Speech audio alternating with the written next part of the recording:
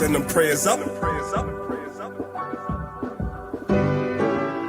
and then the blessings come down. Yeah. Let's get it. I pray material things never blind me. I pray all this fake love will never find me. I pray I don't have fear for any other man. What I pray for the most is that you understand. I pray material things never blind me.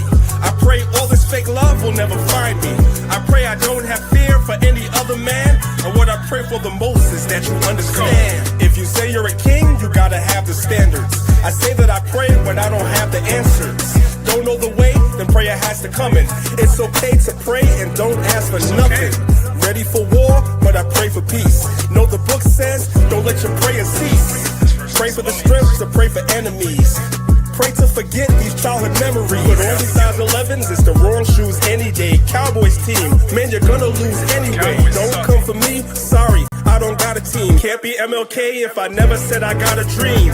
I pray to Yahweh that he bless you. I pray that you pass, cause life will test you. I pray on the days that things are stressful. Remember, Israel to God is something special. I pray material things never blind me. I pray all this fake love will never find me. I pray I don't have fear for any other man. What I pray for the most is that you understand. I pray material things never blind me. I pray all this fake love will never find me.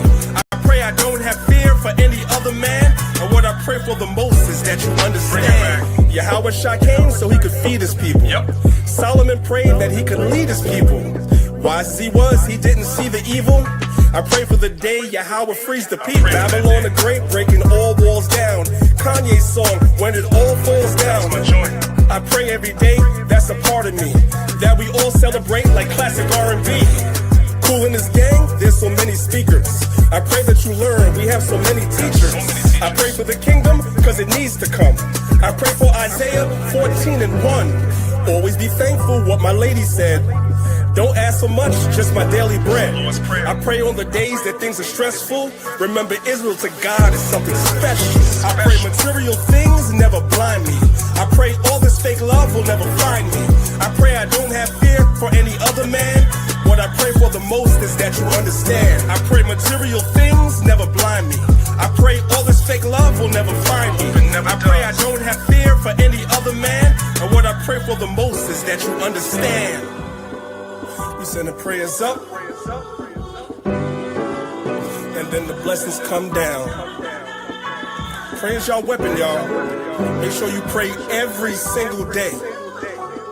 Don't just ask for things, but pray to the Most High to deliver us.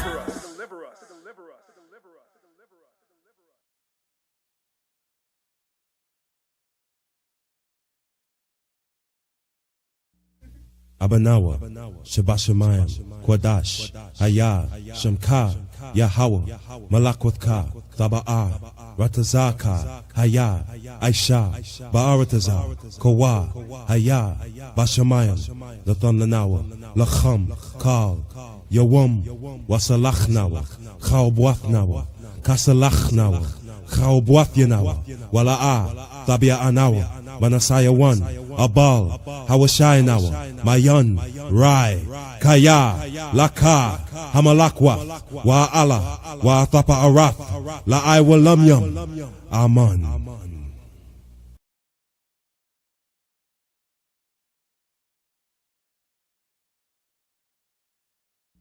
Ya Baraka, Ya Baraka, Yahweh, Yahweh, Waya Shamaka, Waya Shamaka, Yahweh, Yahweh, Yahweh, Yahweh, Panyawa Al Yak, Panyawa Al Yak, Waya Khanka, Waya Khanka, Yahweh, Yahweh, Yasha Yahweh, Yasha Yahweh, Panyawa Al Yak, Panyawa Al Yak, Waya Sham, Waya Sham, Laka Shalom, Laka Shalom, Yahweh Bahasham, Yahweh Bahasham, Yahweh Shah, Yahweh Shah, Barak Rapah, Barak Rapah, Yahweh, Yahweh, Yahweh Bahasham, Yahweh Bahasham, Yahweh Shai, Yahweh Shai, Barak Rapah,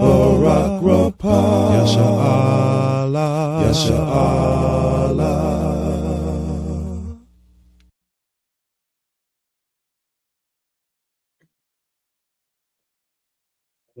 Shalom, man. All praises to the Most High. All praises, man. Finally back.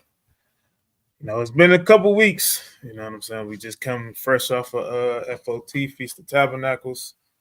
Had a beautiful week with the body. I pray and hope those that have or maybe even have not celebrated Tabernacles, hope it was a blessed Tabernacles. I know for us, man, it definitely was a very, very, very humbling experience. You know, and we'll be here all night if we talk about all, everything that had happened. But just want to give all honor, glory, and praises to Yahweh by way of Yahweh Shai. Got anything you want to add before we go ahead and start? Yeah, Shalom. All praise to the Most High. Happy Sabbath to everybody. Definitely, again, repeating what the brother said, hoping everybody had a good tabs. The tabs was on point. Hey, it's something I would never forget. I'm not going to make it long. I'm just definitely going to say in the midst of the tabs, the Most High definitely on a Friday, on a Sabbath, when we were bringing out a lesson for the congregation, we did see a chariot. All praise to the Most High right above our heads. So, hey, that's one of the memorial things I never forget. You know what I'm saying? So, again, man, happy Shabbat. And I'm trying to get myself back in the groove of everything because definitely high off the tabs. But then coming back to the back into Egypt again, it was just like, oh man, I'm in slow pace and slow motion again. So, hey, let's get it going, brother, man. Ready to go ahead and get it started whenever you're ready, brother. All right, Tom. Hey, all praises, right? So for those that don't know, that NAAJ, right, represents Not All About Judah. Like I said, this is just a if you want to call it a mini series or a series, right? Just to kind of show our people, according to the 12 tribes chart that we actually use in the streets, right? To just show our people that just in America, or whether you live in New York or New Jersey or Detroit, LA, wherever, Texas, all over the place, right? All in just the United States. When you see our people, right? A lot of us like to say, oh, hey, Negro only, blacks only, so on and so forth. Not knowing that we scattered abroad, right? A lot of people don't like to include Mexicans when you're talking about the children of Israel, and any other race you could probably think of for that matter, right? That actually comes from the 12 tribes. So this is kind of a dedicated lesson to that. We're going to show even in the scriptures, right? We're going to show in the Old Testament. Of course, we can even dive in the New Testament to literally show what was actually happening, right? The lands that Yahweh Shai walked through, the lands that Paul went to, and things of that nature, right? We're going to literally show that our people were still there. And it wasn't just the Southern Kingdom. It wasn't just Judah, right? Everybody know the famous story with the woman at the well, right? She wasn't a part of Judah, right? But she was still our people, right? So first and foremost, let's start at, let me share my screen. Share my screen real quick.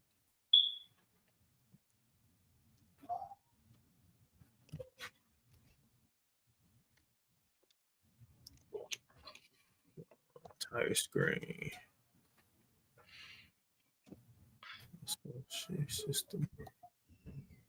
Oh, I think I figured out how to do the. I think I figured out why my audio wasn't playing before. Hopefully, it works this time. Okay. All right, we're not gonna need it right now, no way. So let's pull up this blue letter. So before Genesis 49, I'm gonna go to Genesis 30. All right, Genesis 30. trying to find where right here, verse 13. Actually, let's go before that, right? Okay.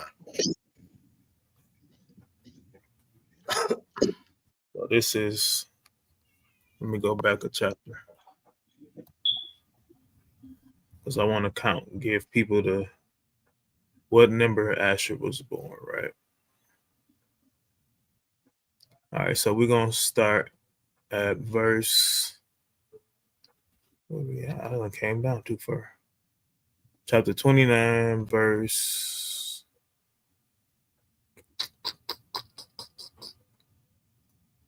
Actually, no.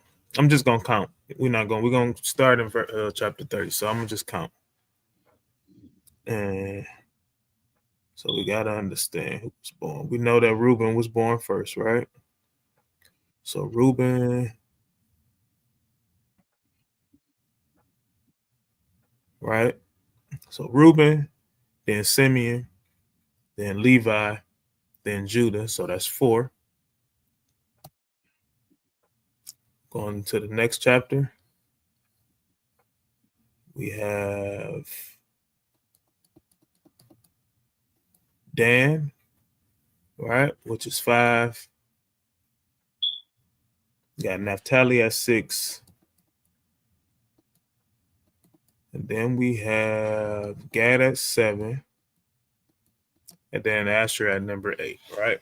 So Genesis 30 and 13, it says, Leah said, happy am I, for the daughters will call me blessed, and she shall call his name Asher. Right? So now let's go to Genesis 49. Right? We're going to dive straight into the prophecy of what shall befall them in the last days. Right? So read verse 1, and then we jumping down right to the verse with Asher. Right? So go ahead, verse 1. All right, just the book of Genesis, chapter 49, and verse 1. And Jacob called unto his sons and said, gather yourselves together, that I may tell you that which shall befall you in the last days. Verse 2. Gather yourselves together, and hear, ye sons of Jacob, and hearken unto Israel your father. All right, so now we're going to jump down to verse number 20. All right, verse 20. Out of Asher his bread shall be fat, and he shall yield royal dainties. Right, so out of Asher his bread shall be fat, and he shall yield royal dainties, right? Meaning what is land, the things that he lived off of, right? All of these different things. I wasn't able to institute, right? Elder had sent me some stuff, and I wasn't able to institute it just yet, right? So I'm gonna actually just read, right? I'm gonna read it off my phone. What Elder Ira sent me, right? Just to show you how his bread shall be fat, right? So it says in Colombia, right? Colombia produces salt, right? It's a country that has significant. I always get tongue twisted on this word. Significant? Kind. I don't know why I get tongue twisted, right? So it's also a country that has significant and century-old mines, salt mines, right? And it's a harvest industry, and the salt is sourced from both underground mines and large salt flats on the coast, right? There's 2 main areas. It is Manure, Lagar. It would be better if I did have it up on the screen. As a matter of fact, let's look this up. That way, everybody can kind of see exactly what it is, right? So let's do this.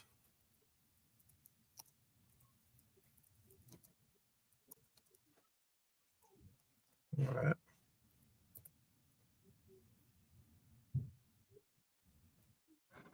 We could just do it just like this. All right, so we can read that the AI overview, right? You want me to read it or you got it? I got it. Right. So salt mines in Colombia. It says Colombia is home to several notable salt mines, each with its own unique history and significance. The Salt Cathedral of Zapocara is a prime example, built within tunnels of a salt mine, serving as a place of pilgrimage and a tourist attraction. Right. The Nemocan salt mine offers a more in-depth look at the salt mining industry, with tours included. A guide. Well, we're not gonna worry about that. We're not worried about tours, right? So the purpose of these salt mines, which we don't see on the screen, right?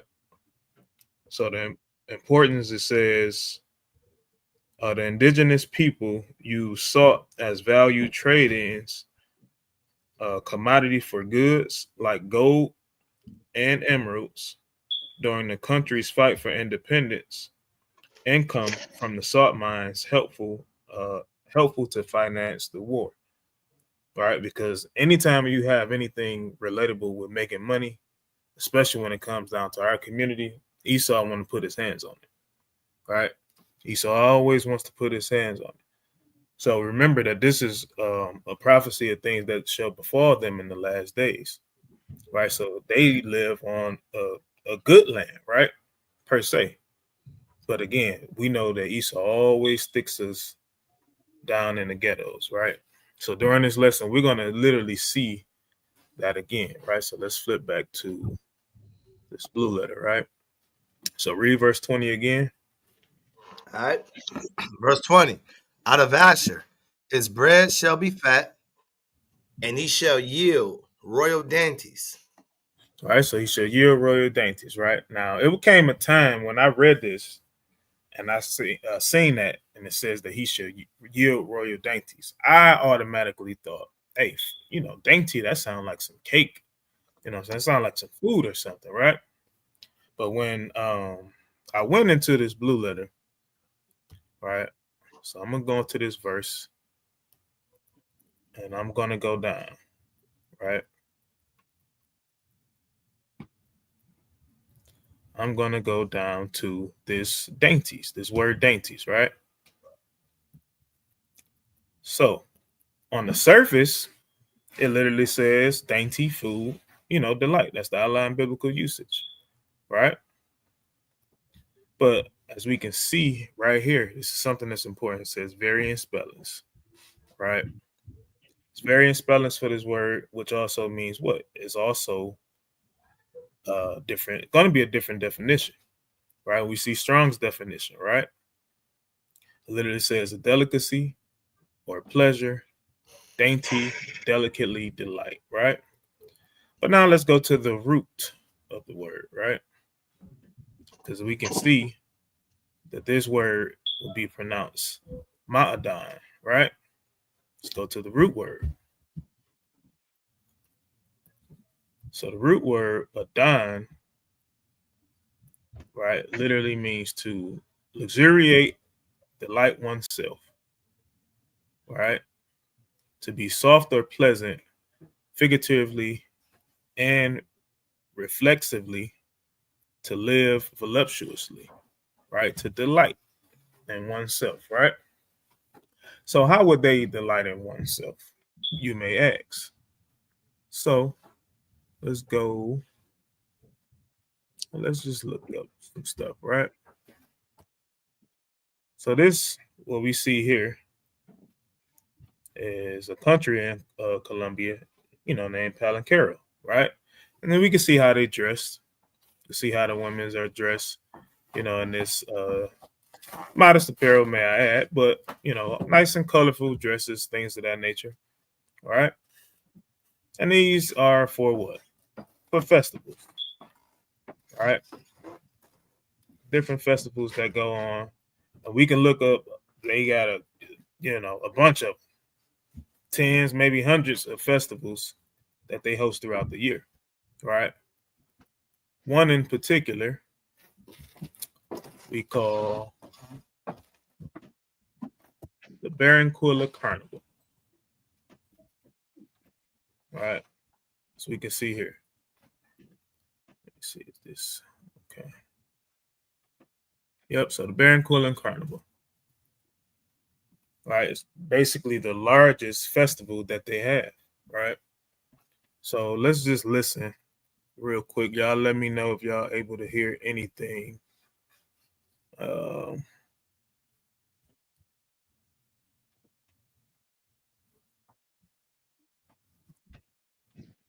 This is the story of the one who knows being ready for the unexpected comes from having a partner like Ranger, whose professional grade products and the ingredients are all there, the elaborate costumes, wild dances, and lively crowds. But this is not Rio de Janeiro. Are y'all able to hear?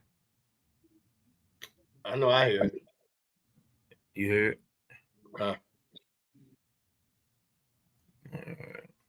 Anybody in the chat saying they can hear you now? Can't see it. Okay, Con. Yeah, people said Con. Con. Okay, all praises. All praises. I figured out what was the problem. All right, so let's keep going. Instead, we're in the coastal city of Barranquilla in Colombia at the world's second largest spectacle. Our carnival represents the Caribbean culture. It's a joy, union, and respect of each other. It's where we enjoy ourselves, overcoming social classes, feeling we are one family. Spanning back over 2 centuries, the carnival is a dazzling display of Caribbean customs and colors.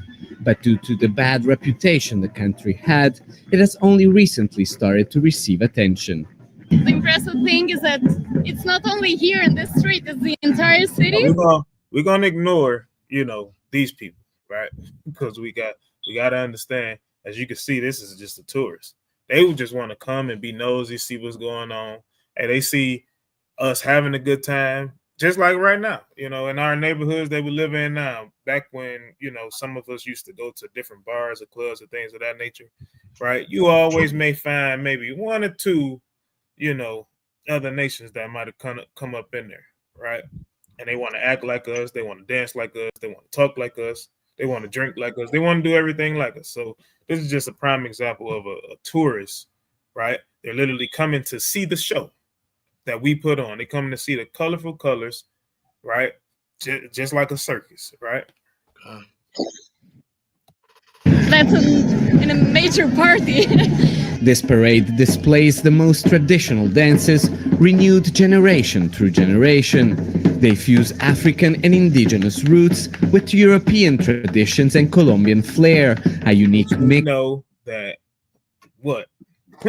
we know that our, especially Northern Kingdom, right? All of us really, but Northern Kingdom, this is who we are right now. We know that they got in bed, with Esau, right? They got in bed with Esau, and they're going to do anything that they do. So now they did what? They infused, like God just said, they infused so-called African customs with the European customs and indigenous customs, right? They fused all that stuff together. Designed a UNESCO World Heritage. The passion and energy of each of the dances are just exhilarating and are attracting an increasing number of visitors. 1.5 million are expected this year for a show that's turning into an ever larger international extravaganza, but remains deeply attached to its popular roots. The dance known as Torito Ribeño has been performed uninterruptedly for 139 years.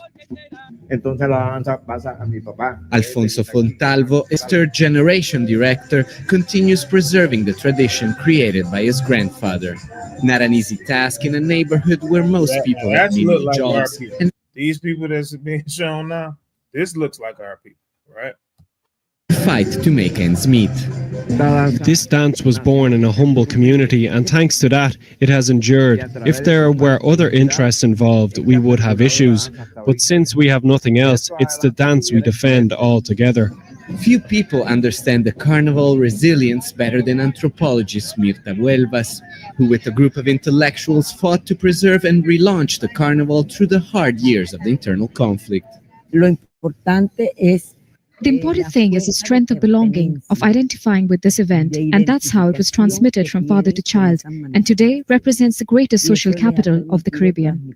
A total empathy with one's own culture that lives on despite hardship. Alessandro Rampietti, Al Jazeera, Barranquilla. All right, so notice what he said. That it's something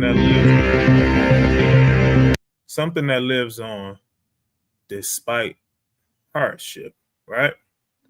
So what would be so hard, right? Well, let's find out, right?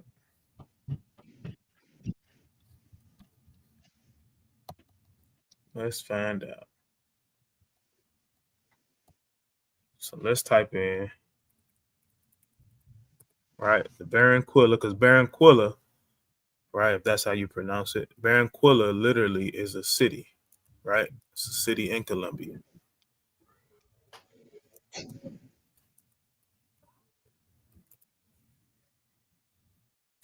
If it pops up, I'm on images, that's why.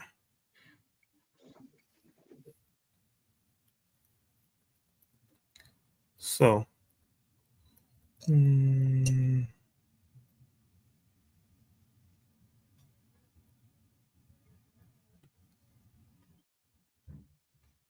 let's see.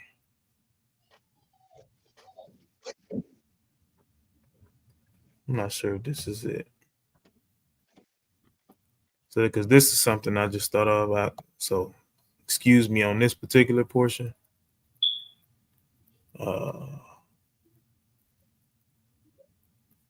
But it just tells you how rough this area is, right? So, for the moment, let's just drop that, right? So, let's get into this article.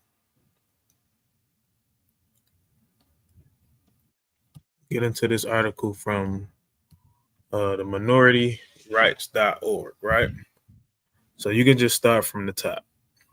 Right? This is going into the so-called Afro community in Colombia, right? So let's just read some of this information, and we're gonna take it, and we just gonna just see who this lines up with, right?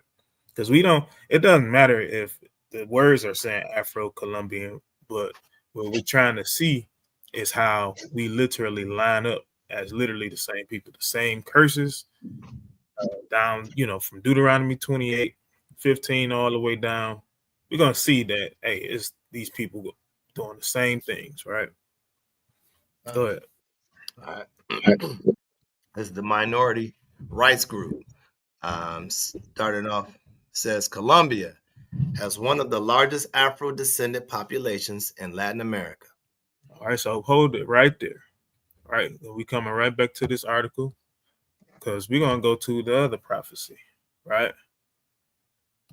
We're going to go to Deuteronomy 33. Verse 23 is not the verse. Or actually, no, verse 24 is, right? So go ahead, read verse 24.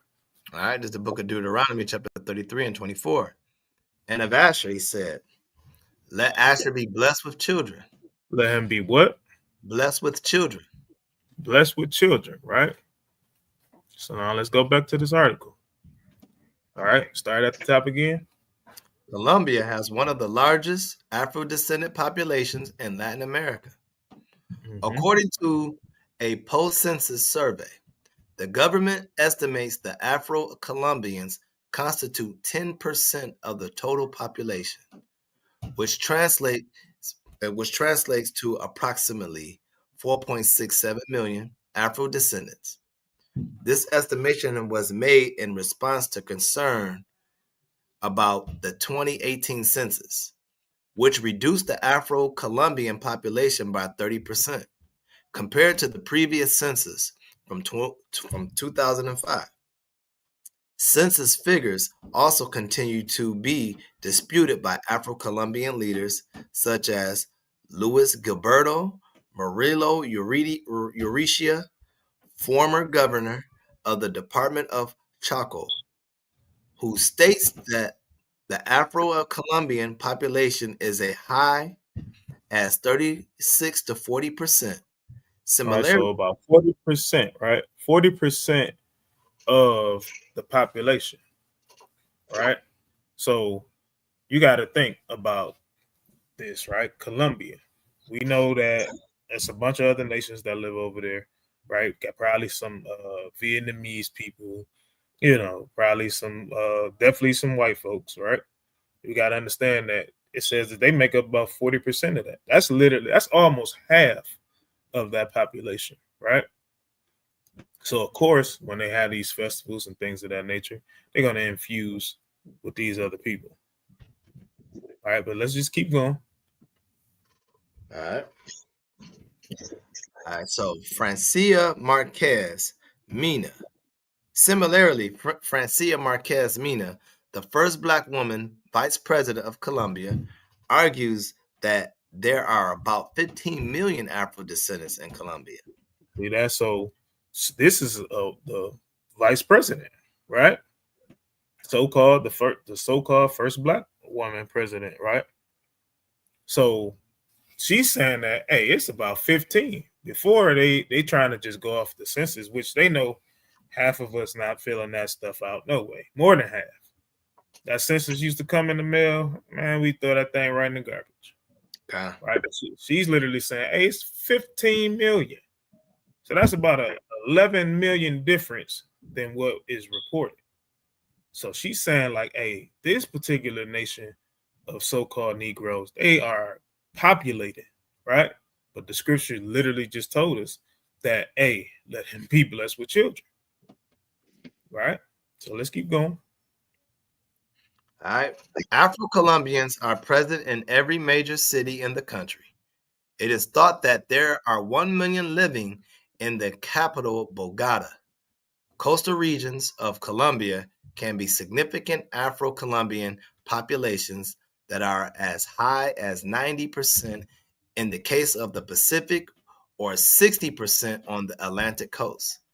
The department of Valle del Cauca is the most populous Afro-Colombian state, followed by Bolívar and Antigua, Nariño, and Chaco. The combined total. Hey, jump down to this next paragraph because this is what I was looking for. The large majority of Afro-Colombians live in urban and peri-urban areas.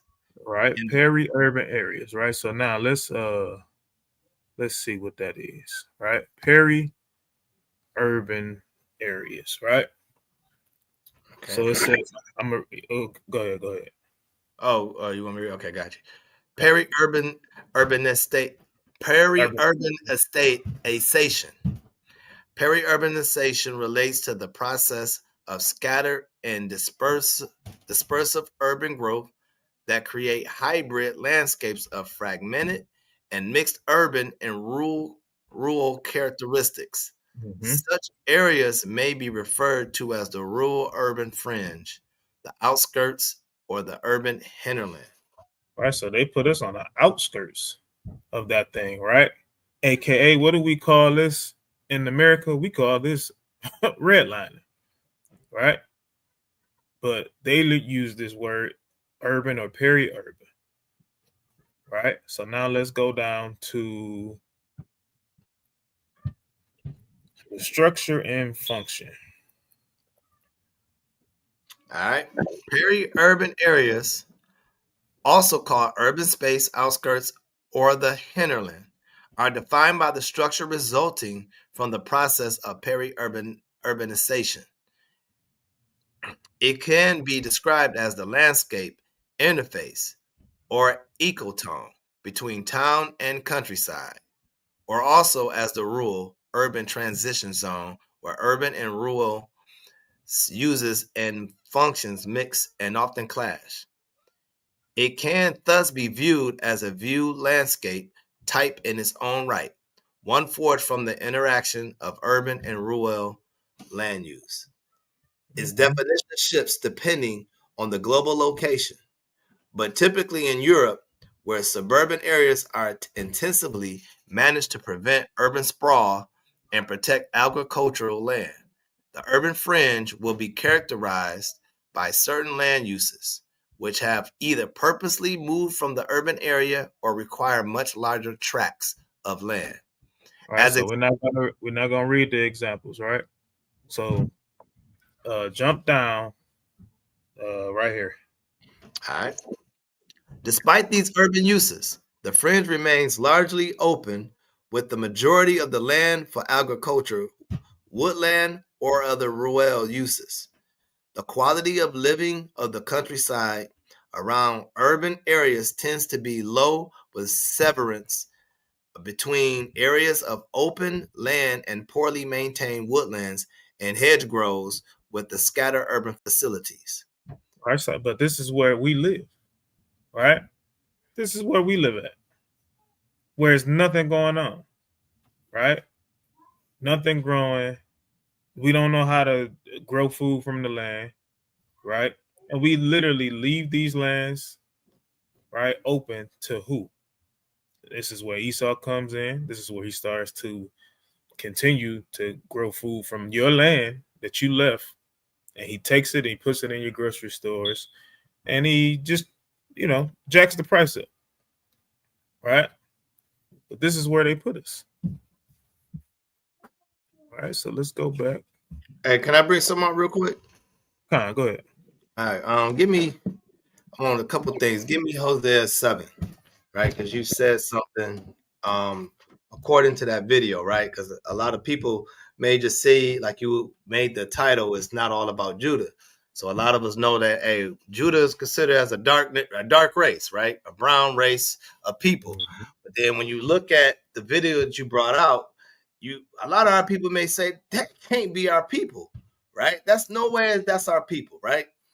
But according to what we're bringing out, what you're bringing out as evidence, it shows prophecy of these are our people. Go give me Hosea 7, start at verse 8, if I'm not mistaken. I think it's verse 8. Yeah. Start at verse 8.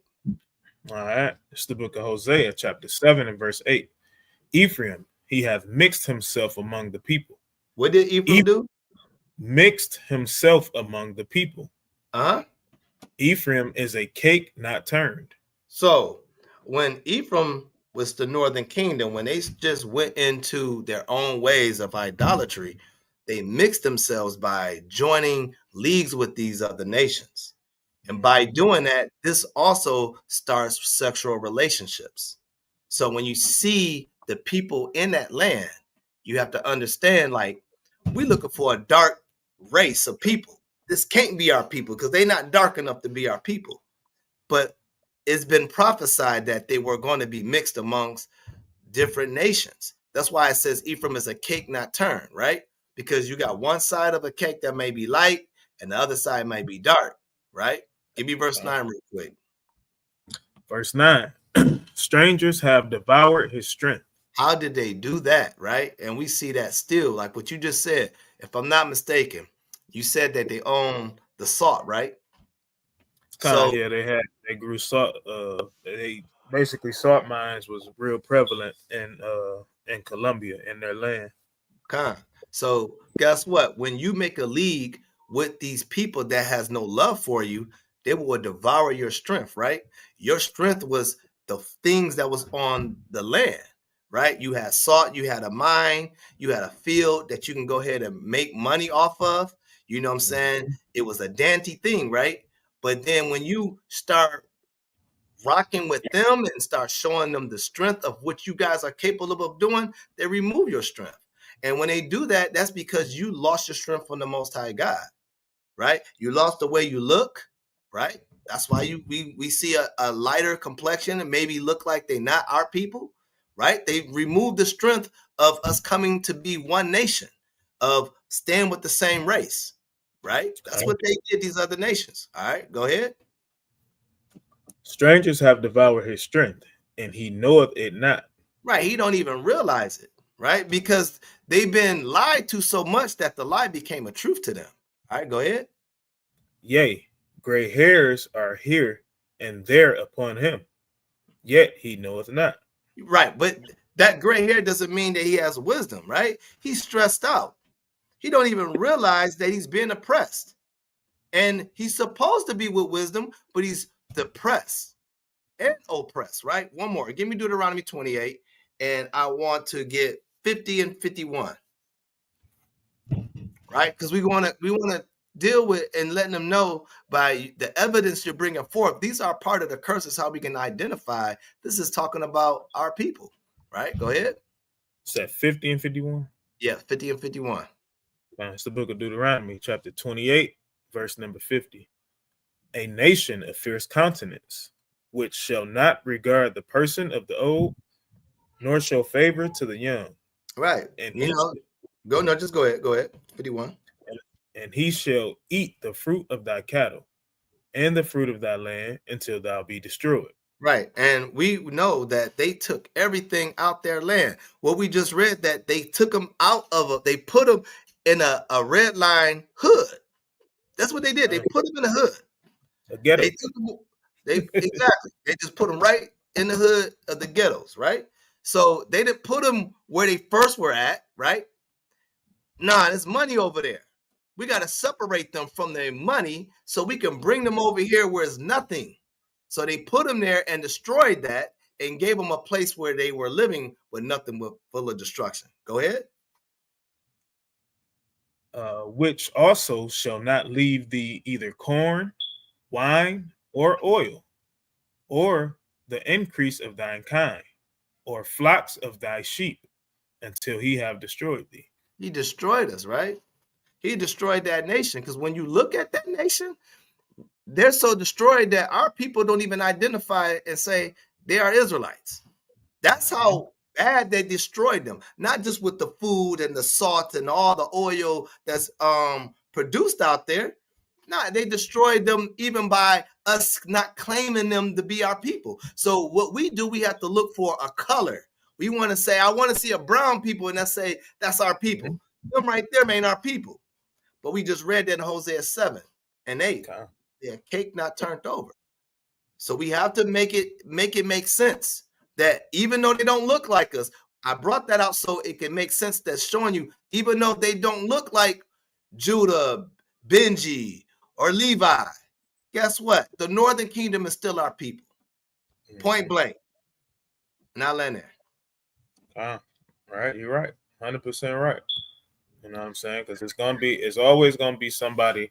They're gonna look like they another nation, right?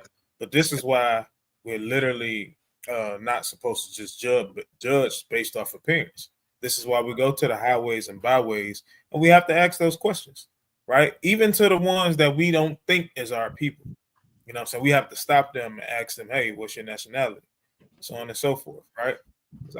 I'm sure all of us brothers that go out to the highways and byways at some point or another been a part of a camp, and we literally talking to these people, and we might say, hey man, you ain't our people, this ain't for you, so on and so forth, and then without asking them their nationality, and then you turn around and ask them their nationality, they tell you, hey, you know, I'm a Cuban from such and such, my grandfather was this, and then now we, you know, look stuck looking stupid.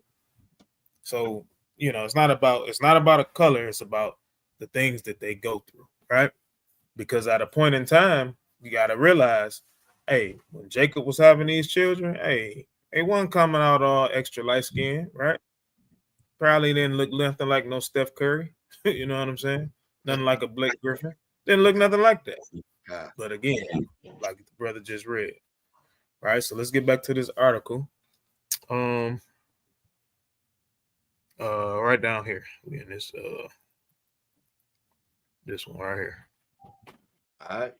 The large majority of Afro-Colombians live in urban and peri-urban areas. In this fragile ecosystem, Afro-Colombians are peasant farmers and see themselves as the natural custodians of the country's biodiversity on which they depend for their subsistence and the maintenance of their cultural identity. Afro-Colombians practice crop diversity while delegating animal husbandry and other agriculture tasks in indigenous communities, a relationship which was led to tensions as pressure on available land increases. Right, so as more land becomes available, now guess what? Now they're going to try to pressure him to take it over. They're going to try to pressure him to sell, to get up out of that land. right? It's the same tactics over and over and over again. We build something up, they come take it. We go somewhere else, we build it up, they come take it again, right? Let's read this last one right here. The Colombian Department for National Statistics has recognized that there are 4 distinct Afro-descendant groups in the country. All right, so remember what it says, it's 4 distinct, right? So again, our people are everywhere, right? Go ahead. Black, Afro-Colombian, Rizal, and Palaquero communities, and that 2 of these speak their own distinct languages. All right, so it's the Palenquero people and the Rizal people is the ones that speak. It's like a Spanish language, but it's not actually Spanish, right? Let me see something. I got that. I think I pulled it up. Yep. So Palenquero, right? So I kind of read this part. It's not a whole lot, right? So it just says Palenquero or Palenque, right, is a Spanish-based Creole language spoken in Colombia, right? It is believed to be a mixture of Kakango, a language spoken in present-day Central Africa, right? Which everybody knows where we fled to, right? So that's one part, right? Let's go to Rizal, right? The Rizal are a Black Colombian ethnic group from archipelago of San Andres, right? Providencia and Santa Catalina off Colombia's Caribbean coast, right?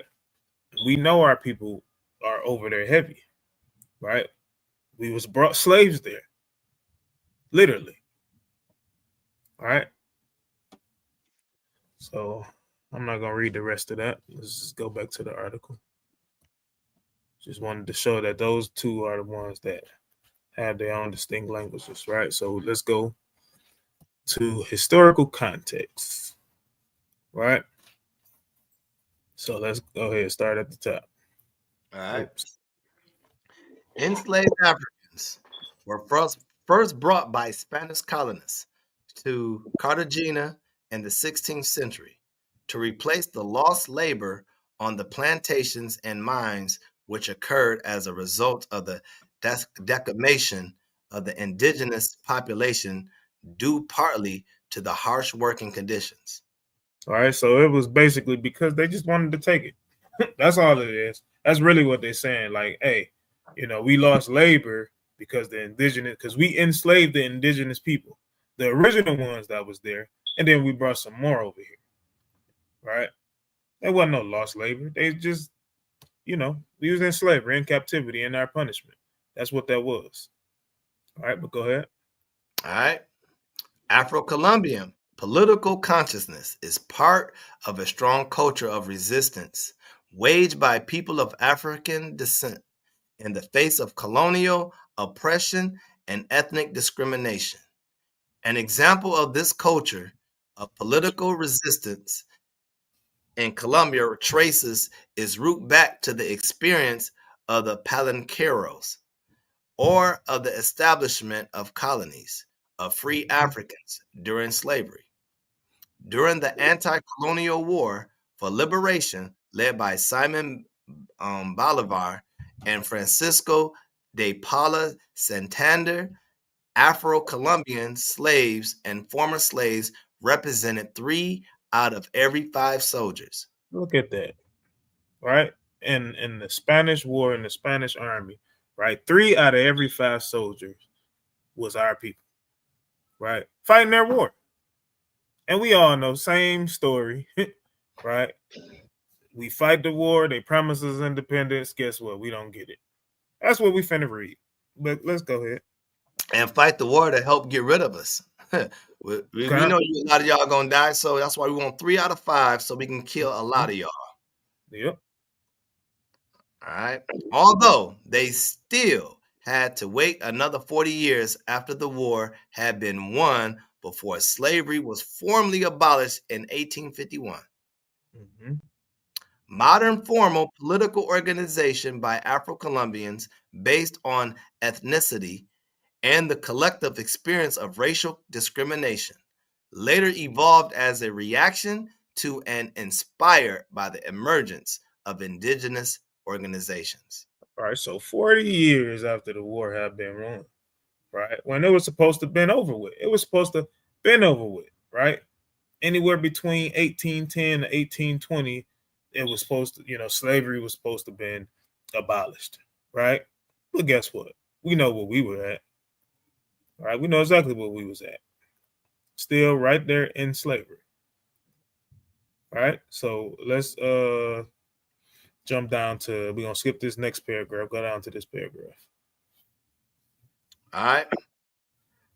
Afro-Colombian communities and collective territories are mostly concentrated in the resource-rich and geopolitically strategic regions of the country that continue to be the scenes of fierce disputes between armed groups. Along with the Pacific Coast, the fight for the control and exploitation of collective lands by armed actors has meant that such communities have found themselves caught up in the crossfire or continuously on the front lines of the conflict. Right. So why is this important, right? If they're continually caught in a crossfire, you can't live peaceably. Right? It's always some, imagine a bomb blowing up or people getting shot at next to your home every single day. Right? We know we already know what it's like. That's why I said imagine it, right? Most of us that grew up in the hood, it was always gunshots going off, things of that nature all the time, right? But this is happening at a more rapid rate in that land, right? It's happening at a more rapid rate in that land, which is why damn near slavery ain't even over with over there, right? And we're talking about the hard bondage, right? And we're gonna find that out when we click to this next tab on current issues, right? We're gonna find that out. So let's keep going. In response, Afro-Colombians organized themselves into peace communities or community councils and created Black-led process aimed at working towards the autonomy, self-determination, and empowerment of Afro-Colombian communities and propagating their active neutrality within the conflict. All right, so we're gonna skip this, right? So y'all just remember this site if y'all want to come read everything, right? Just remember this site is minorityrights.com. You can .org /community/Afro-Colombians, right? Just wanted to show you because it's a whole lot more information you can read up on, right? But I want to get to the current day issues, right? So current day issues. So let's start with the second paragraph. All right. The civil conflict has devastated many Afro-Colombian regions. Violence and trafficking are permeating the Pacific Coast and Afro-Colombian communities as far away as the island territories of San Andres and Providencia. Which is the countries, Salaki, that's the countries that was listed when it said it was 4 main areas, right? Where the Blacks, the Afro-Colombians, the Raziel, right? And the Palancaro people, right? San Andreas and Providencia is literally those right there in those areas, right? So it says violence and trafficking are permeating, right? It's prevalent in that place. All right, so this is why, like anytime you traveling, you go overseas, whether it be Colombia, it could be Jamaica, any kind of island, Mexico, wherever, they always tell you, hey, or Hawaii, stay on a resort, hey, don't go into this area. Why? Because they're literally snatching children. They snatching adults. Hell, talking about snatching children, right? They snatching adults. right? That movie, my wife loved that dang on movie with that old the old devil in it, Taken, right? Look at what happened when they went overseas. We went overseas, supposedly on a vacation, get snatched up, by some foreign folks. That's a real thing. Even though that was a movie, that's a real thing. This is happening, right? But mainly, see, we focus on our people, right? This is happening to our people, right? So go ahead. All right. Many young people in these communities have limited options beyond fighting, drug trafficking, or being trafficked for prostitution. Mm-hmm. Some Afro-Colombians with limited opportunities for meaningful employment have reportedly been recruited by the guerrilla, paramilitary, drug trade, or accompanying forms of trafficking and prostitution that support the conflict. Right. So why is this such a sad thing, right? Just in case somebody don't know what a paramilitary is, right? So let's bring this up, right? What is a paramilitary? Let's see.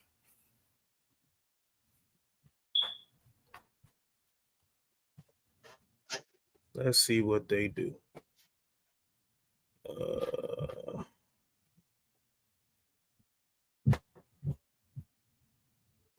Let's go to Wikipedia.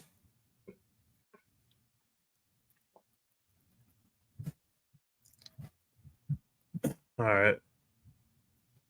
So it says a paramilitary is a force or unit that functions and is organized in a manner of analogous to a military force, but does not have professional or legitimate status.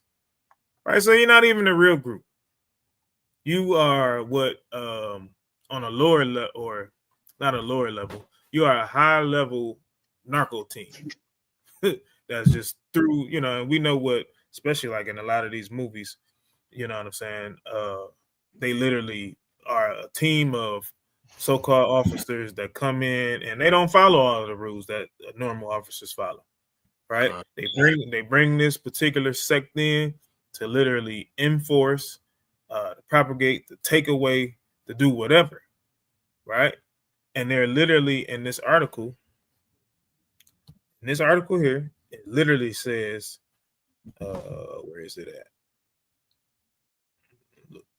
So it says many young people, it's like right here. So the paramilitary and the guerrilla are extreme risky options. Oh no, I'm going too far. So like some Afro-Colombians with limited opportunities, right? So the ones that don't have rich parents, right? The ones that didn't get to grow up in the neighborhood to where they can even finish school, right? They have limited opportunities. So what do, right? Same thing we do in this area. We join our army, we join the Navy, so on and so forth.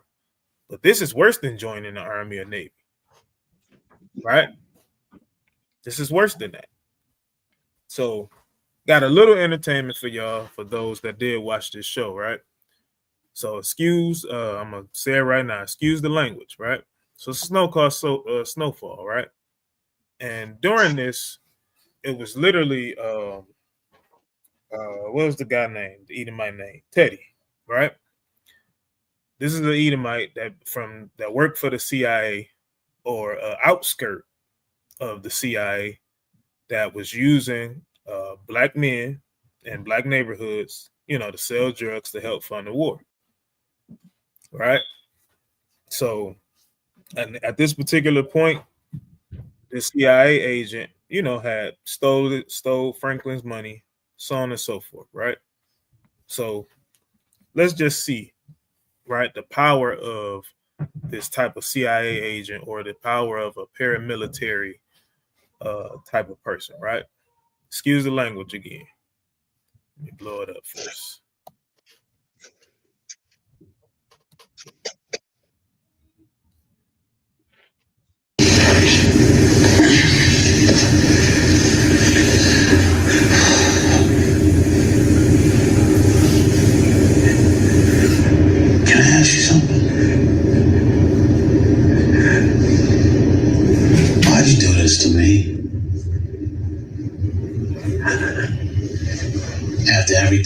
for you. After always having your back. Why wipe me out? You still think that it's about you? This is about $70 million in covert funds can do. I'm not talking about fucking airplanes and penthouses. I'm talking about protecting this country from people who want to destroy it. So he's saying that he stole his money, because he sold drugs for him, and he had $70 million, right? That he stole from him. And he said, hey, it's not about you. It's about protecting this country, right? Protecting that country from who, right?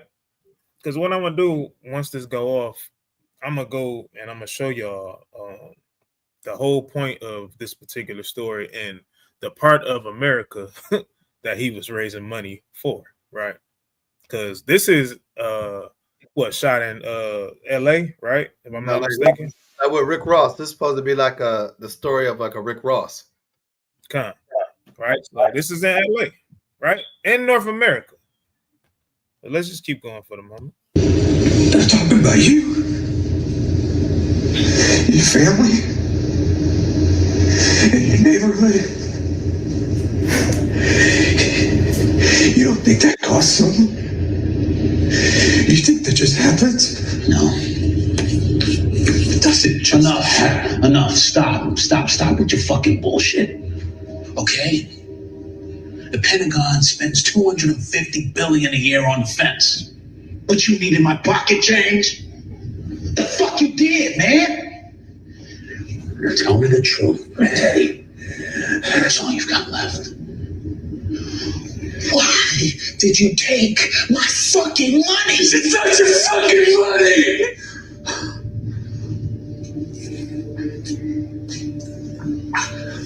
What? It's my cocaine, and it's my operation. See that? So he done did this for nothing, right? Just think, we could think of Franklin as the paramilitary or joining the guerrilla force, right? Everything that you do, right? You help them out, and at the end of the day, they can just come take it over, right? Think about. Let's just put this on a sports player type of level, right? Think about the sports players.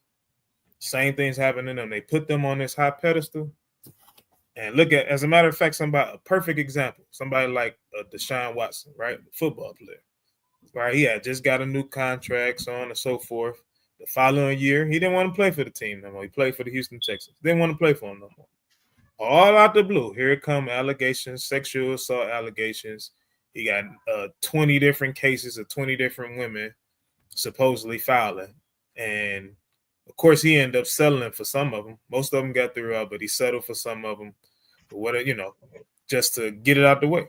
Because it's just been an ongoing thing. Esau knows how to get rid of you. He knows how, no matter what it is you do.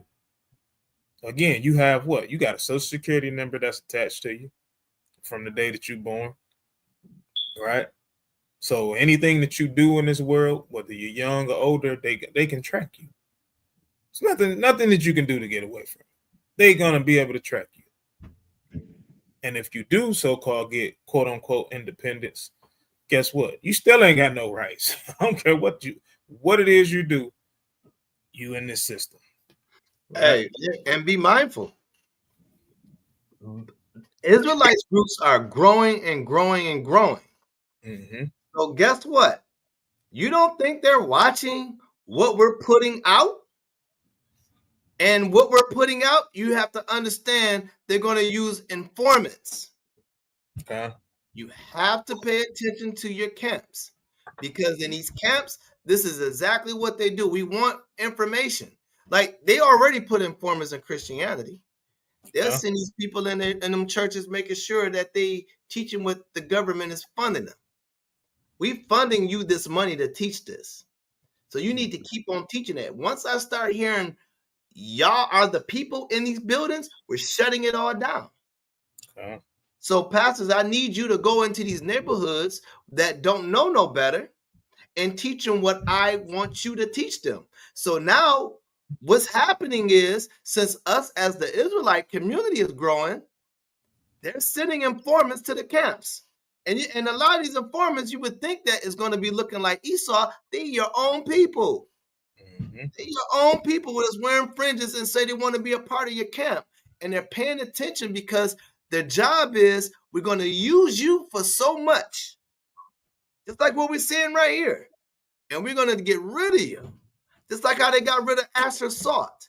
We're going to let you produce as much salt that we see that it's a good reputation of people need it and people want it. It's a big business. And we see that you're making so much money. We're going to send informants just to show, so you can show us how to operate it. And then we're going to take over it. Okay. That's how they operate. Okay. You strip us with nothing. And they take everything from us. So absolutely, man, we have to pay attention when these informants come, because they come in different colors and shape and sizes. I land there. And just imagine, right? They use that salt for many things, trading it for many things, many expensive things. You know what I'm saying? So just, hey, it's no different than owning a cotton field, right? And all of that. So let's just keep going. I made you what you are. And it's okay. And it's my operation. I made you what you are. And everything you have is because I allowed you to have it. Yeah. And if I... Right. Even though he didn't kill him in this scene. Right. But he's literally arrogant enough to say, while he's not even in a position to say it, everything you have is because I allowed you to have it. Right? If this is not captivity, I don't know what it is. Right. Absolutely. Hey, and that's the way that they played us. That's how we look when we find out they're not our friend. Yeah. Yeah. All this time. He done been shot for this. He done been shot for this man. And all of that. Right. You made me hate my own people. That's how Asher look at it. You made me not look at the other people, what they may call us cocoa people. That's my people. Okay. Right. And that's the importance of this lesson, to literally just show who our people is. Because again, like the brother said, you're going to have people that infiltrate these camps. They're going to say, hey, I'm from the tribe of such and such. Right. Because they know, for the most part, like as far as the ones that say that we're from Judah, so-called African Americans, right? So-called Jamaicans, so-called Levites. Hey, and they know a lot of them can't really come in there and saying, hey, I'm Judah. You know what I'm saying? We're going to look at like, I don't know. You know what I'm saying? But if they come in saying that I'm Ephraim, I'm Manasseh, I'm Asher, whatever the case is, we might be like, all right, we still got to try the spirit, of course. That's what the scriptures tell us to do. But, we might be a little more acceptable to that. So, but that's the importance of this lesson, to literally show, hey, so-called Judah, not so-called Judah, so-called African-American man, guess what? Hey, it's not all about you, right? You got brothers, right? Other brothers. That's part of the 12 tribes, brothers and sisters, right? I'm going to go for a few more minutes. That those funds could be better spent trying to preserve our way of life, and you are goddamn right that's what's gonna happen. Well, now we're getting somewhere. So did you even think for a second what that would do to me? What I'd have to do to try and get them back? No? Or yes, but you just didn't give a shit? I thought I would live with the consequences. Oh, here they are.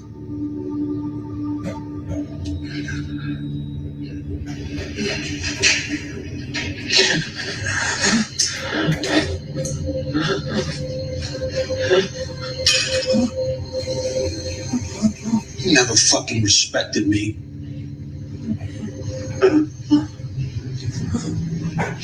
Never saw me as a partner, but you know, that's how I saw you.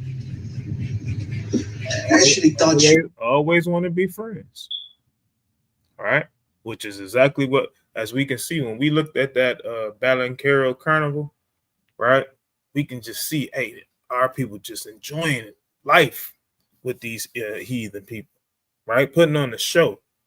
And these people coming from all over to watch this clown show. That's because that's how they see it. When you're not literally dribbling the basketball, singing and dancing, things of that nature, hey, many people really don't want to deal with you. You, as long as you singing, dancing, got to play some type of sports, right? They love you. And when you ain't doing it, you a nigga again. I'm gonna go for a couple more minutes. He was my friend. And as fucked up as that sounds, these shit scenes were telling truths. I actually thought that we might know each other for the rest of our lives. Barbecues and shit.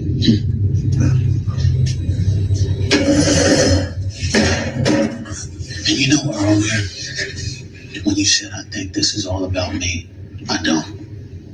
No, it really is just about the money. Everything I had to do, what I had to become to get it. So don't give me any more bullshit about God and country and larger sacrifices. No, the fact that you cleaned me out and took it all from me means this shit is all about you.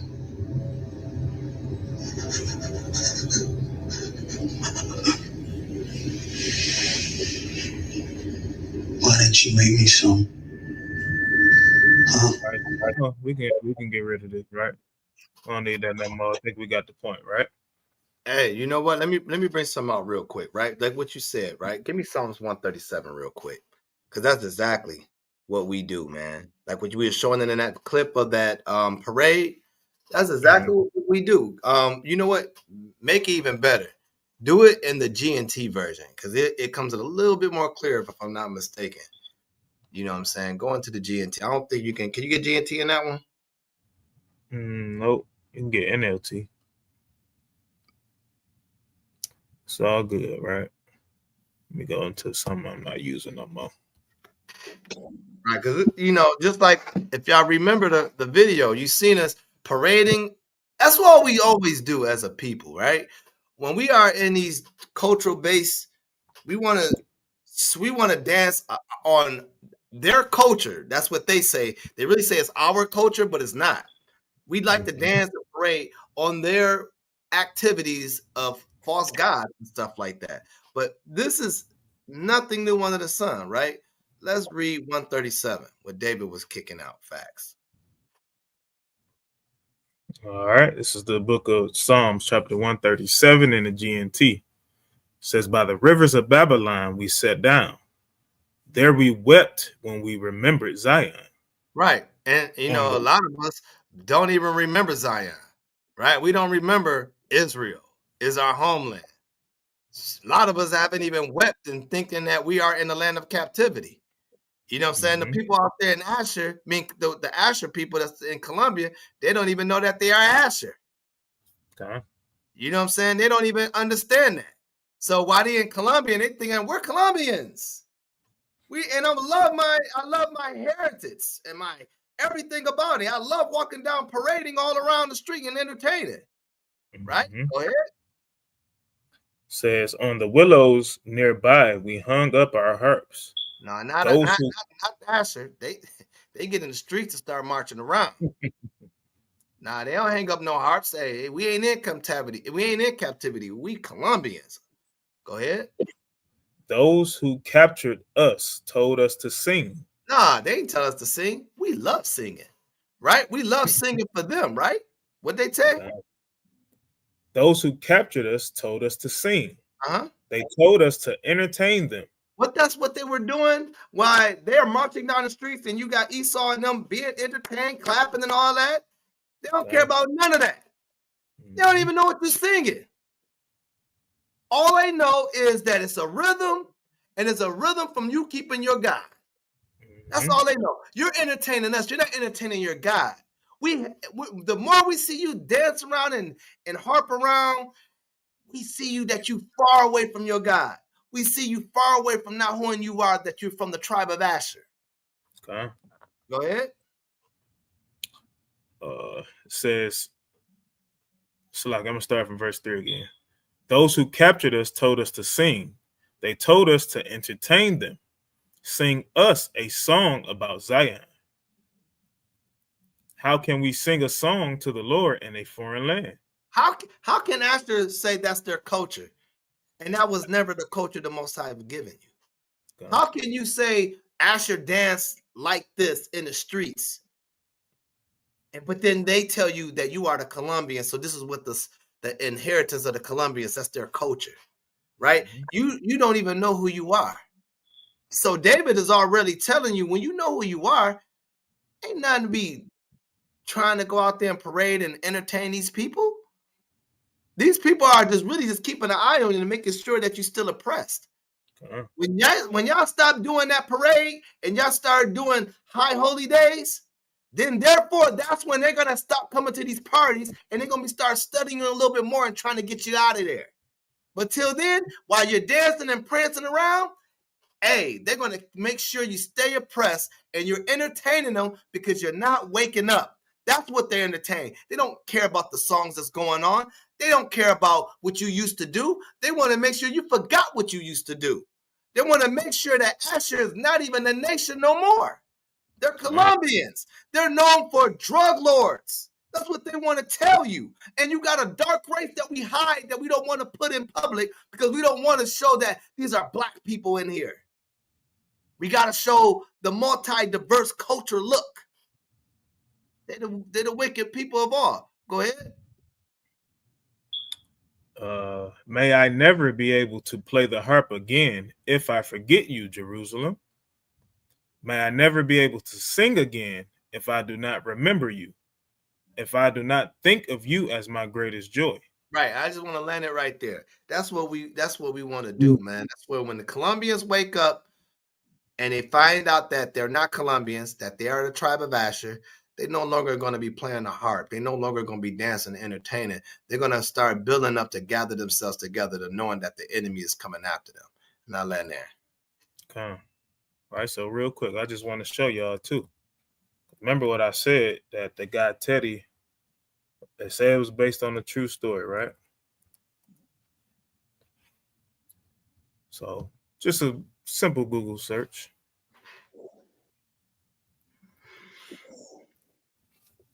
So I'm gonna go right here. Right, it says Terry McDonald actions in Snowfall are driven by his desire to fund the Contras and overthrow the Nicaraguayan government. Right, and when you look that up, it's literally South America, right?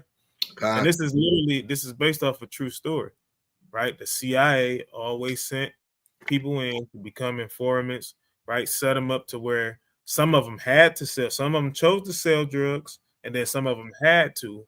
Otherwise, either they would kill your family, they would put you in jail, whatever the case may be, right? So just like this says in this article here, because we got to go back to it, right? It says some Afro-Colombians with limited opportunities for meaningful employment have reportedly been recruited by the guerrilla, paramilitary, right? Drug trade, which is what that show is about, right? Or accompanying forms of trafficking and prostitution to support the conflict, right? We can pick it up from right here. All right. The paramilitary and guerrilla are extremely risky options, but in regions with extreme poverty, they may provide the only source of income and survival. See that? You got to do what you got to do to survive. Why? Because they're literally, it's happening in your neighborhood. The violence, trafficking, all of these different things, especially in Colombia, as we can see, right? It says it was permeating the Pacific coast and Afro-Colombian communities, right? Go ahead. Given the extremely low rates of Social Security benefits obtained by Afro-Colombian workers, a small pension or survivor benefits to family members may serve as an incentive to engage in illicit activities. Right. So they say, hey, I'm going to do this for your family members. Right. You come do this for me. Something happened to you. I'm going to do it for your family members. They never ran through on their promises. Right. All of these Social Security benefits, things that we get here in America. Right.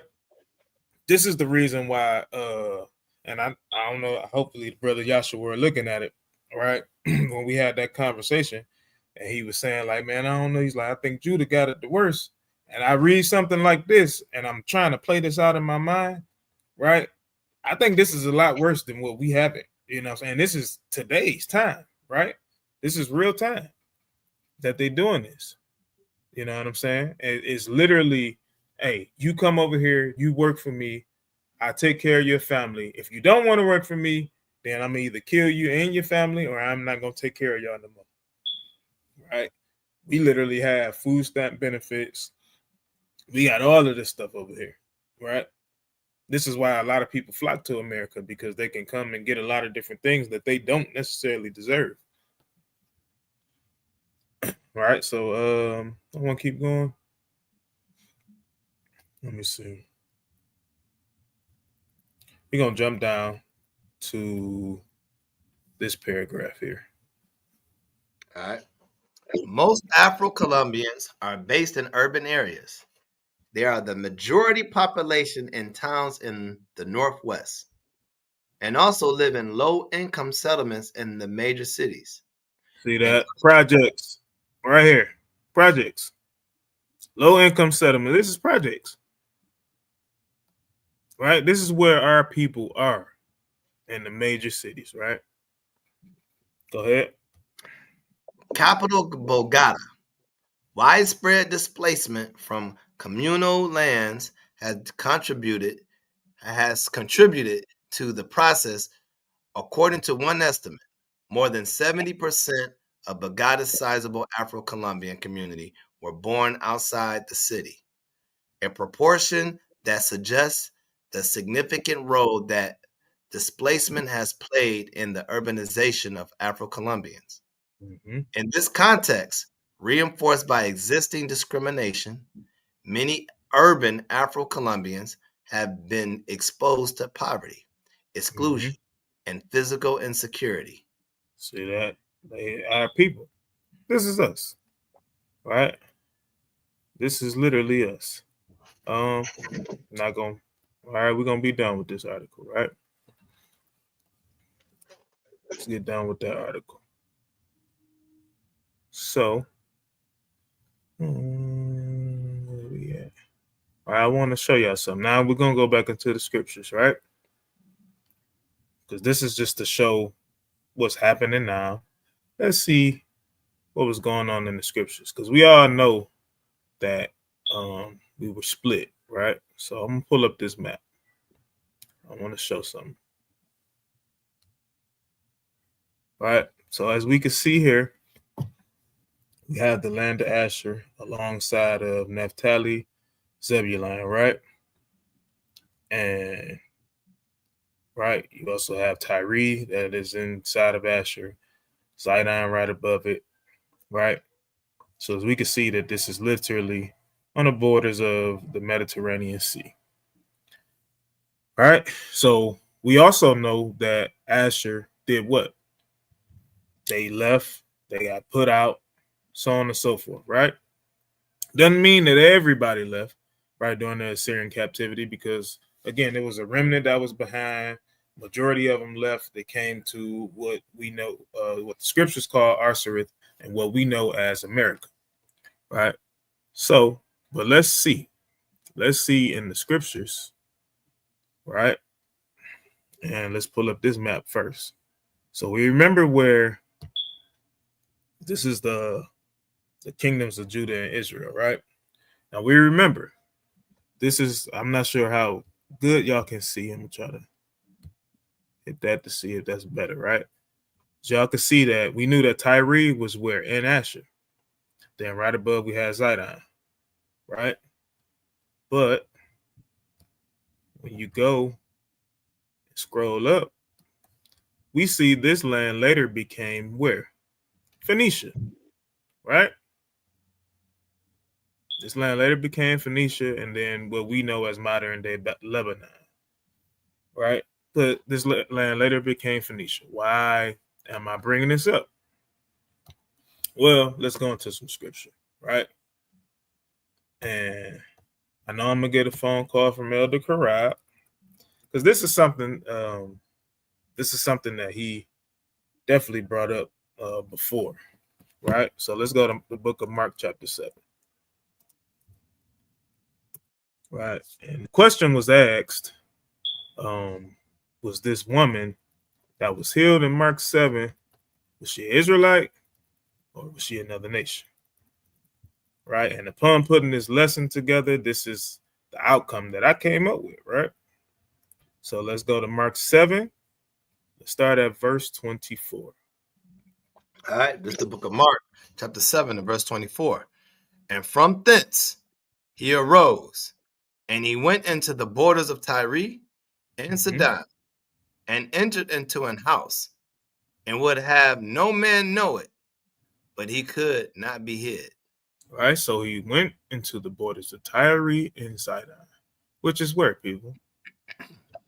Let's go. Let's pull up a different map, right?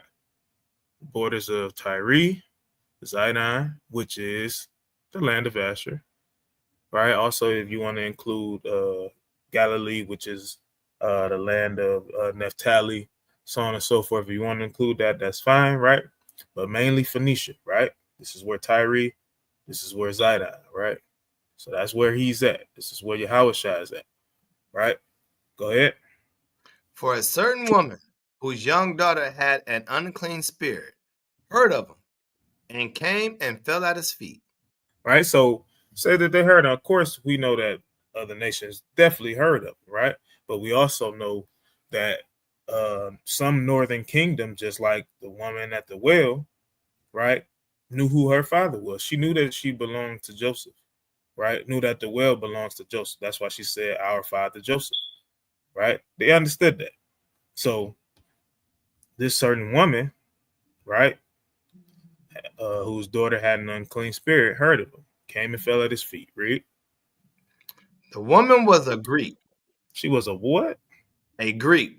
Now we know during this time, this was like the modern language, right? Especially in this area, right?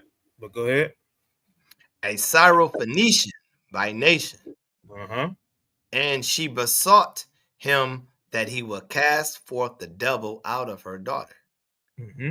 But Yahushua said unto her, let the children first be filled, for it is not meet to take the children's bread and cast it unto the dogs. Go ahead. And she answered and said unto him, yes, Lord, yet the dogs under the table eat of the children's crumbs. And he said unto her, for this saying, go thy way, the devil is gone out of thy daughter. And when she was come to her house, she found the devil gone out, and her daughter laid upon the bed.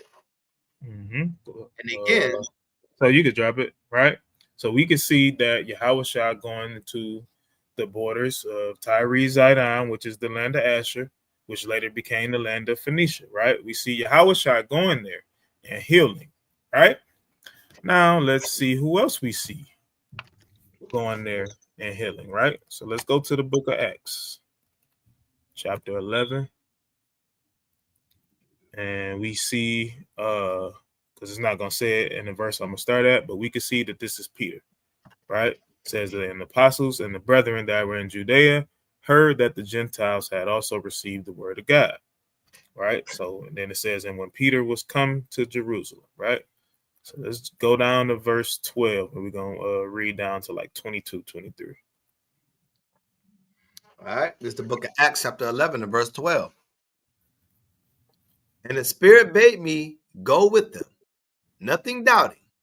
Moreover, these 6 brethren accompanied me, and we entered into the man's house. And he showed us how he had seen an angel in his house, which stood and said unto him, Send men to Joppa, and call for Simon, whose surname is Peter, who shall tell thee words, whereby thou and all thy house shall be saved. And as I began to speak, the Holy Spirit fell on him, as on us at the beginning. Then remembered I the word of the Lord, how that he said, John indeed baptized with water, but ye shall be baptized with the Holy Spirit. For as much then as Yahweh gave them the like gift as he did unto us, who believe on the Lord Mashiach Yahweh, what was that I could withstand Yahweh? When they heard these things, they held their peace and glorified Yahweh, saying, Then have Yahweh also to the Gentiles granted repentance unto life? See that? So hey, he did that to the Gentiles too. Hey, was Yahweh doing that when he healed like the woman, this Syro-Phoenician woman, right? Supposedly from that land, right? Again, we got to remember that the remnant is scattered, right? So when we go out, we're not going out to heal other nations, right? We're going out to heal our people. Always. That's the plan from the beginning. This is the purpose of Yahweh. This was the purpose of the disciples after Yahweh to go out and heal the nations, right? Which we talking about the 12 tribes, right? So let's keep going, right? So God has also to the Gentiles granted repentance unto life, right? Let's keep going. Verse 19. Now, they which were scattered abroad upon the persecution that arose about Stephen, traveled as far as Phoenice. Right, this is Phoenicia, right? Same land. Go ahead.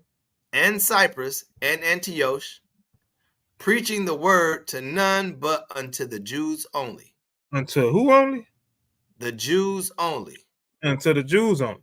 That's what they was doing in Phoenicia, right? Preaching preaching the word to none but the Jews only. That's it, right? And we know that the disciples walked basically after Yahweh, walked with them, right? And walked after, doing what? Healing, preaching the word. Healing, preaching the word. No matter what land that they went into, healing, preaching the word. So this is the same thing they was doing in Phoenicia. Right? Go ahead. And some of them were men of Cyprus and Cyrene, which when they were come to Antioch, spake unto the Grecians, preaching. Spake unto who? The Grecians. Right? What was that woman when we just read in Mark chapter 7? It said she was a Greek, right? But what was they doing? Go ahead. Spake unto the Grecians, preaching the Lord Yahweh. Go ahead. And the hand of the Lord was with them, and a great number believed, and turned unto the Lord. Then tidings of these things came unto the ears of the church, which was in Jerusalem, and they sent forth Barnabas, that he should go as far as Antioch. All right, so they sent forth Barnabas, right? So now let's fast forward a couple chapters later. Let's see. Send forth Barnabas. Let's see what Barnabas went to. Chapter 15, let's pick it up at the first verse. It's the book of Acts, chapter 15 and verse 1. And certain men which came down from Judea taught the brethren, and said, Except ye be circumcised after the manner of Moses, ye cannot be saved. When therefore Paul and Barnabas had no small dissension and disputation with them, they determined that Paul and Barnabas and certain other of them should go up to Jerusalem unto the apostles and elders about this question. Right, so they just asking about they literally saying, this is the question about circumcision, right? And they saying, hey, unless you circumcise after the manner of Moses, you cannot be saved. So, hey, it was a conversation that was happening, and we could see this is prevalent, especially reading through Corinthians, Galatians, so on and so forth. A lot of Paul's letters, right? It's an argument about literally circumcision. Well, let's see. Let's see where they were at. Right? Go ahead. Verse 3, and being brought on their way by the church, they passed through Phoenice and Samaria. Phoenice and Samaria. Through Phoenice and Samaria, right? Through the land of Asher, right? Through the land of Ephraim. What were they doing? Declaring the conversion of the Gentiles. Hey, they saying, hey, Gentiles need to come back. They was declaring the conversion of them, right? They was like saying, hey, y'all are God's chosen people. Come back, repent. This is what they were doing. All right, go ahead. And they caused great joy unto all the brethren. Mm-hmm. And when they were come to Jerusalem, they were received of the church and of the apostles and elders, and they declare all things that Yahweh had done with them. Right, and this is what the Gentiles declared.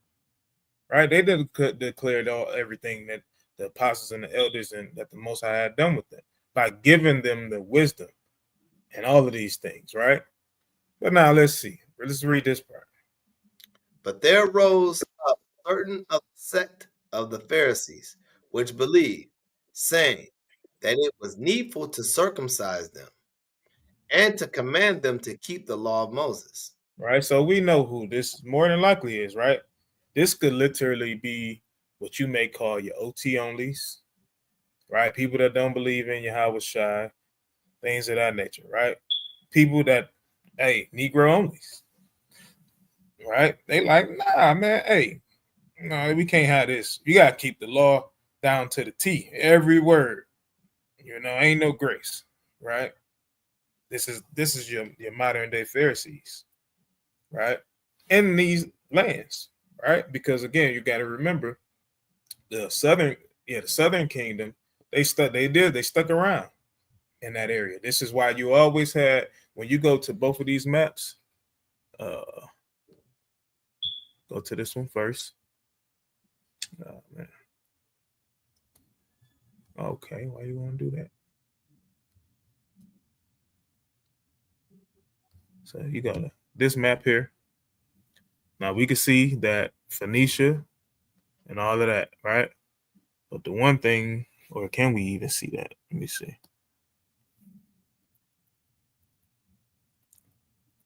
Right? The one thing that never changed, right here, I don't know if y'all can see it, it says Kingdom of Judah, right? Or Judea. This is the one thing that never changed. But guess what did change? Right? The land of Asher, Naphtali, right? Manasseh. This is Gad down here. It's supposed to be, right? All of that changed. Judea never changed. Why? This is how you know that we stuck around. This is how you know when the prophecy speaks about when they got out of the captivity from the Assyrians and them traveling into a land, right? This is why, right? But people were still in this place. People still knew, according to the book of John, that the woman at the well, she still knew that, hey, this belongs to our Father, regardless of what the land was called, right? She always knew that, right? So again, we are faith. Let me get this real quick. Romans. I'm gonna go to Romans twice actually. So Romans 8 verse 16.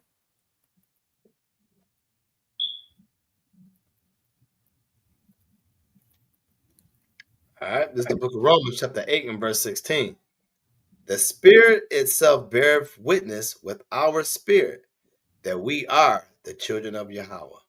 Right. So I guarantee any Judite, right? Any Southern Kingdom Israelite right now, their spirit bears witness to everything they seen from the so-called Colombian people, right? Regardless of color, right? The what's the word that I'm looking for? The culture, the rhythm, right? The music, listening to music, dancing, whatever, our people, our spirit bears witness with that, right? This is why a lot of us will go over there and travel to do those very same things, to be a part of those festivals, right? We'll do it. Hell, we even try to be a part of St. Patrick's Day, right?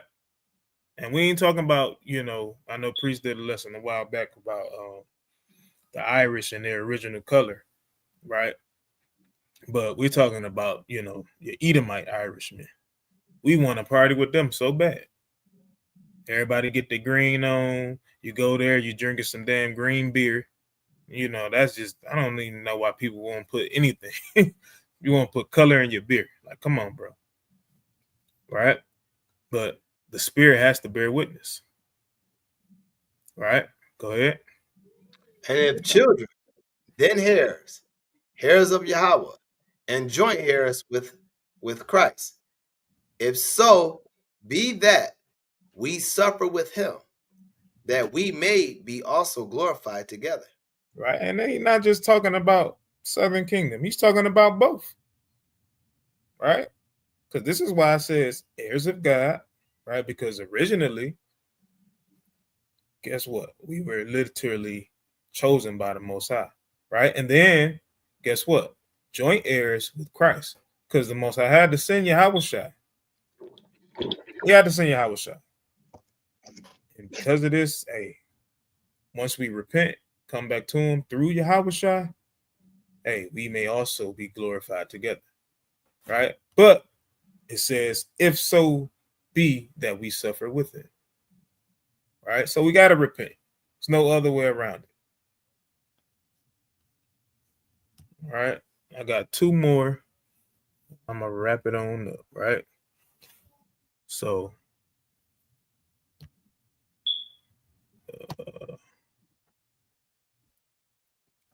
chapter 10, verse 17. Actually, start at verse 16. All right. This is the book of Romans, chapter 10 and verse 16. But they have not all obeyed the gospel. For Isaiah says, Lord, who have believed our report. Mm-hmm. So then faith cometh by hearing, and hearing by the word of Yahweh. Mm-hmm. But I say, have they not heard? Yes, verily, their sound sent into all the earth, and their words unto the ends of the world. Mm-hmm. But I say, did not Israel know? Did not Israel know? Did not the Northern Kingdom know? Go ahead. First Moses said, I will provoke you to jealousy by them that are no people. Mm-hmm. This is who? Salakia. Who is this? Right? This is a whole nother lesson, right? I believe, I'm not sure if we had did that live or not, but this is a whole nother lesson. But this is literally Northern Kingdom. All right? Go ahead. I will provoke you to jealousy by them that are no people, and by a foolish nation I will anger you. All right, so this is the them that are no people. This is Northern Kingdom. That's another lesson for a different time, right? Right now, most important part is the faith, right? Faith cometh by hearing, and hearing by the word of God, right? But is it only hearing? Absolutely not, right? It's not only hearing. So let's get Hebrews 11, right? We're going to see what faith is, and then we're going to see how the men of the Most High, we're not going to read all of them, but we're going to see how the men of the Most High exercise their faith. We're going to see if they only just heard, right? So go ahead, start at verse 1. Now faith is the substance of things hoped for, the evidence of things not seen. All right, so we understand this is what faith is, right? Things that are hoped for, right? And let's see who obtained it. For by it the elders obtained a good report. See that? So this is a book of Hebrews addressing the Hebrews, the Israelites, right? And it says, for it by elders obtained a good report, right? Now, last time I checked, I've never seen a Hebrew Edomite or an Israelite Edomite be an elder to an Israelite. Never seen that. Heard it in my life.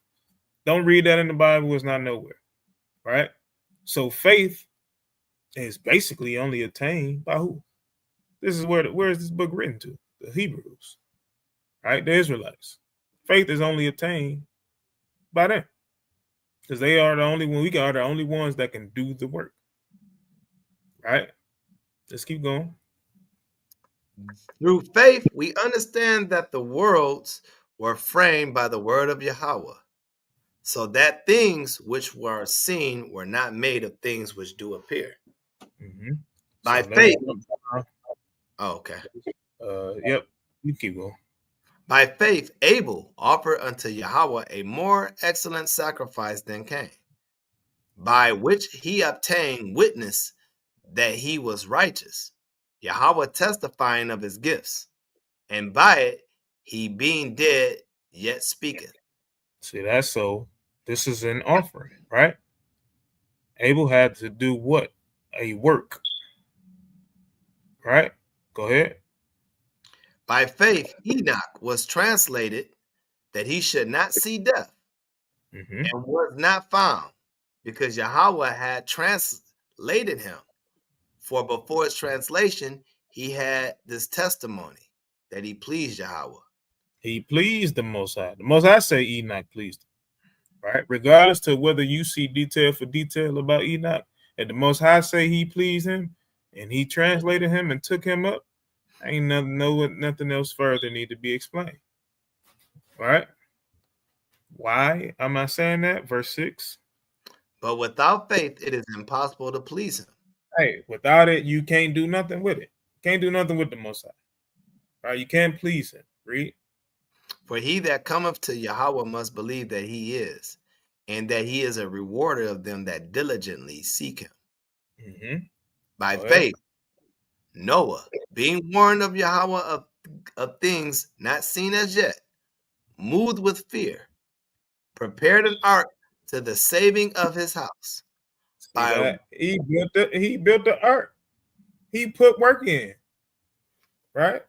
He literally put work in, whether it be like heavy physical work, whether it be him, like it said about Abel preparing the offering, right? Let's jump down. Let's jump down. Let's see. By faith. Oh, all right. Through faith. I did skip Abraham. My bad. By faith, Abraham, when he was called to go out into a place which he should after receive for an inheritance, obeyed, and he went out, not knowing whither he went. By faith he sojourned in the land of promise, as in a strange country, dwelling in tabernacles with Isaac and Jacob, the heirs with him of the same promise. The heirs with them of the same promise. Don't go to everybody. Abraham, Isaac, and Jacob, first and foremost, and by faith, right? Because remember what it said in Romans.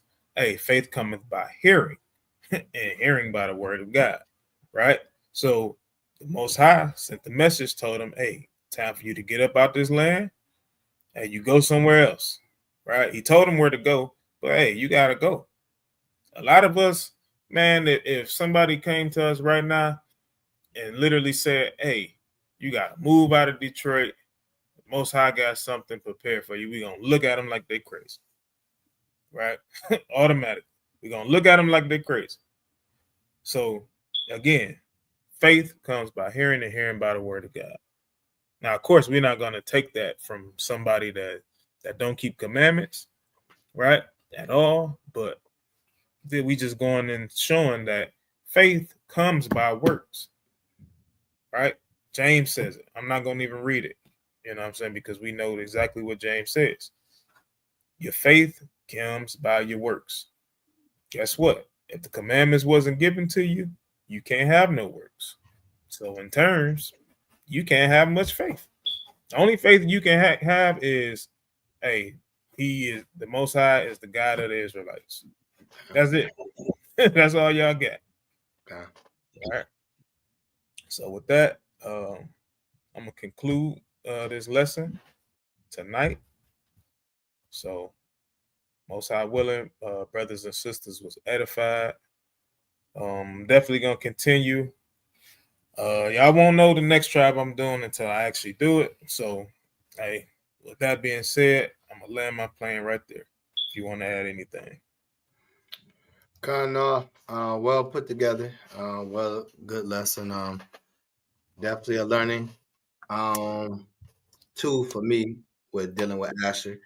Never going to pretend like I know each tribe belongings, but definitely always still learning, you know. So at the end of the day, I definitely was edified and give glory and honor to the Most High God, you know, for these moments of learning your people. That's what it's about. It's not always about knowing your own tribe, you know what I'm saying? Because when we stick to that, then we still back into that mindset of slavery, right? Where we in that mindset of thinking of like, man, this tribe is better. This tribe is better. And you have to understand, like, hey, rep your tribe. There's nothing wrong with repping your tribe, you know? But when you get to the point where you have no understanding about other tribes, like how can you sit down at a table and relate with them?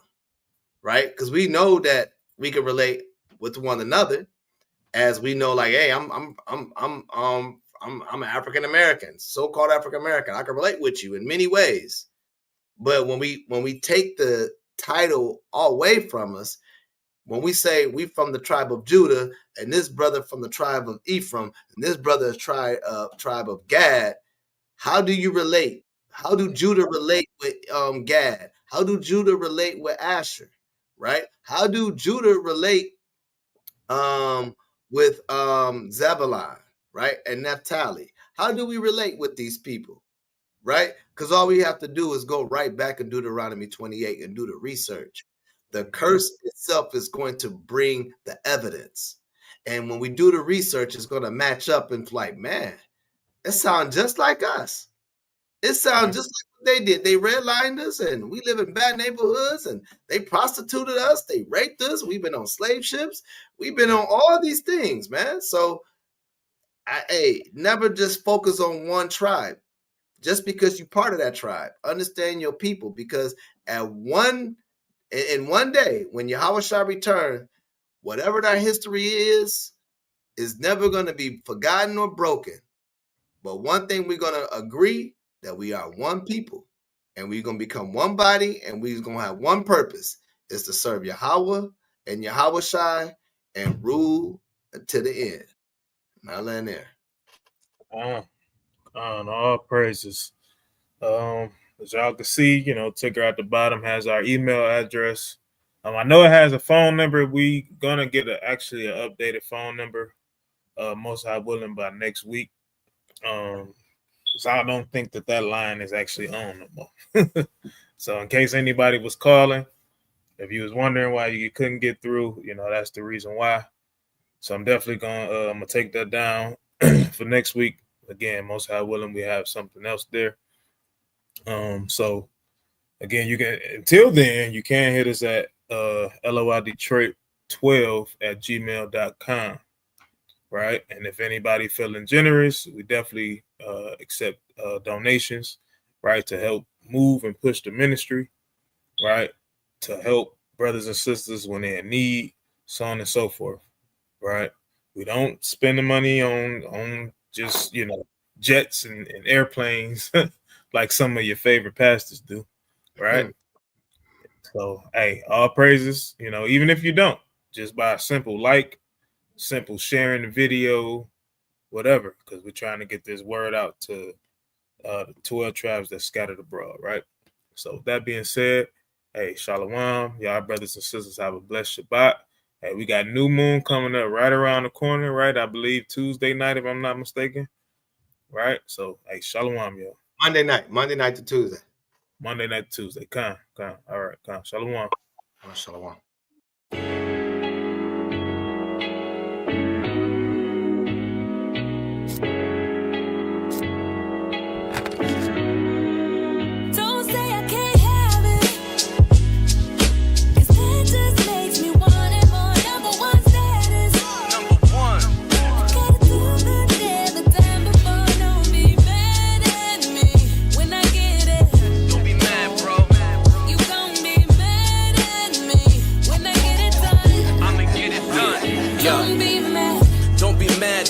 Israelite made it. The suckers gon' talk, the cowards gon' hate it. No matter what they say, I'ma go get it done. There's really no choice if you from where I'm from. Some people gon' be glad, others gon' be mad. You juicing off the hate and relapse, and you need rehab. I could show you things, all you see is the rings. Don't get blinded by ice, my brother. Pick a lane, learn a skill that'll get you very well paid. Investing in trades like a monopoly game. All you need is your brain and be willing to change. You'll have obstacles in life, but don't look at it strange. Adapt to your environments, get well rounded. In the laws of the Most High, stay well grounded. Things happen and life goes on. Let the haters hate while you stay strong. Don't say I can't have it, 'cause that just makes me want it more. Number one status. Number one. I gotta do good every time before. Don't be mad at me when I get it. Don't be mad, bro. You gon' be mad at me when I get it done. I'ma get it done. Don't be mad. Do what you need to do, there's a king in you. But if talent don't work, it won't be useful. I remember the times of free school lunch. Whatever we didn't eat, moms took it for our brunch. Pops was working hard, now I know how it feels to have extra. He used to bring us meals on wheels. If you know, you know. Free things was a major help. That's why anytime I get, I always try to help. Those who are in need, who know are sincere. It makes me feel good when they smiling from ear to ear. Let them be mad, I'm bearing my cross. All my failures was a lesson, never counted a loss. Edomites make way, cause they know I'm a boss. Sitting in the Lambo, while they sit in the porch. And they wondering how, so they try to converse. The ones that smile in your face are usually the worst. Don't say I can't have